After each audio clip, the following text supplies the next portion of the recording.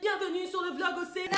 Alors je sais que j'ai promis de ne plus parler de politique. Vous le savez peut-être, mais notre président, c'est une mine à mèmes. Et j'avais un mot, c'est Kimberet Pamoli.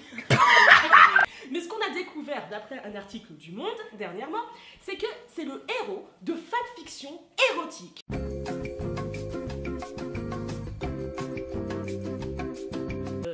Les auteurs ont beaucoup d'imagination. Il y a des fanfictions surtout, des fanfictions avec Manuel Valls, des fanfictions avec Benoît Hamon, il y a même une fanfiction avec Mélenchon. Say what? Ne lisez pas ça, sinon ça va vous pourrir votre âme. Mais je dois vous le dire, parce qu'il faut rétablir la vérité, les fanfictions, c'est pas juste ça. Je vais vous le prouver.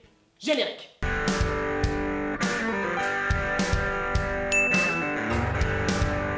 Ok, soyons honnêtes, nous avons tous écrit des fanfictions à un moment ou à un autre dans notre vie. Right. On n'a pas pris un stylo, un carnet, on les a pas écrits physiquement. Mais quand nous étions petits et que nous jouions, vous savez, dans le jardin, avec les draps de mamie sur notre tête, et on était des, je sais pas, des chevaliers de Jedi, des chevaliers mages ou des rois mages, enfin je sais pas, selon votre délire, eh ben on inventait des histoires avec les héros que nous aimions, avec les univers que nous adorions. Et les auteurs de fanfiction sont les personnes qui ne sont jamais sorties de cette période. Up to Neverland. Le seul problème, c'est que maintenant on a mis beaucoup de sexe. Oh là là, c'est la décadence. Alors, pour ceux qui ne savent pas ce qu'est des fanfictions, c'est dans le titre. Ce sont des fictions écrites par des fans. Si vous êtes intéressés, les fanfictions, c'est un monde à part entière avec un langage à part entière. Tu ne peux pas te retrouver en Angleterre si tu sais pas parler anglais. Tu ne vas pas te retrouver au Japon si tu sais pas parler japonais. Et si tu le fais, bah t'es vraiment un branleur. Je vais te donner quelques petits trucs pour savoir de quoi on parle.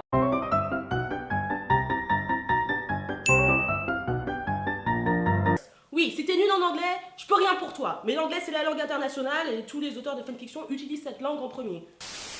Donc, ça veut dire quoi? Ça veut dire que tu prends une histoire, tu prends les mêmes personnages, les mêmes relations à peu près, et tu les mets dans un autre contexte. Alors, qu'est-ce qui se passerait si Harry Potter n'était pas un sorcier mais un crackmon? Ça veut dire un mec qui n'a pas de pouvoir. Enfin merde, je vais pas commencer à faire des définitions. Si tu connais pas Harry Potter, je ne sais même pas pourquoi tu regardes cette vidéo. Ça veut dire que c'est ton personnage qui n'est pas vraiment ton personnage.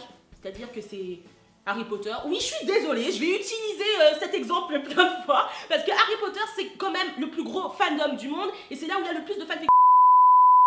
On va prendre l'exemple d'Harry Potter, et Harry Potter, par exemple, bah, c'est un enfoiré. Dans une fanfiction. C'est pas son caractère. C'est pas un vrai enfoiré, Harry Potter, mais dans cette fanfiction, il est out of character. Oh putain, je vais pas expliquer plusieurs fois, j'en ai marre. Ce sont les personnages originaux, les personnages que tu inventes et que tu mets dans la fanfiction.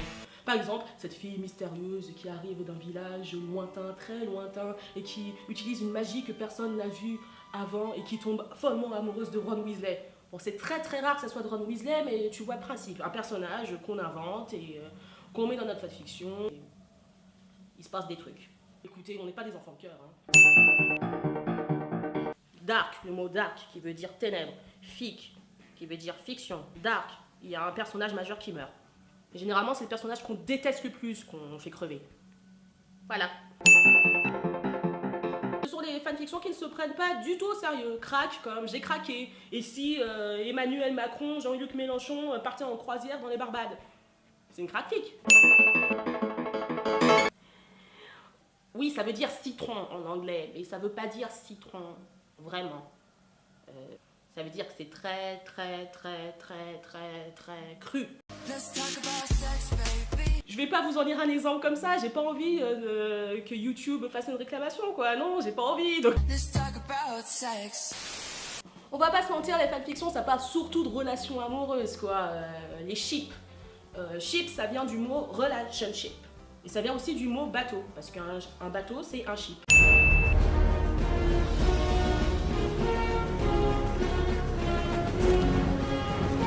Bah, lorsque tu montes dans ce ship, quand tu montes à cette bateau, quand tu montes à cette relation, eh ben, tu vas couler avec ce bateau, tu vas couler avec cette relation. I'm going down with the ship. Il y a donc plein de ships qu'on connaît, le Draco et Harry Potter, le Drarry, le Damon et Elena des Vampire Diaries, Macron, Jean-Luc Mélenchon, le Macronchon. C'était Macronchon, je sais pas si c'est ça.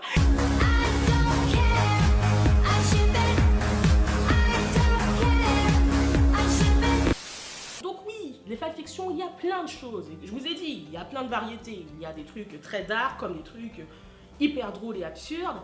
Et c'est ça la beauté finalement de l'humanité. On est capable du pire comme du meilleur. Et c'est pas ma faute si les journalistes ne s'intéressent qu'au pire. Meilleur, pire.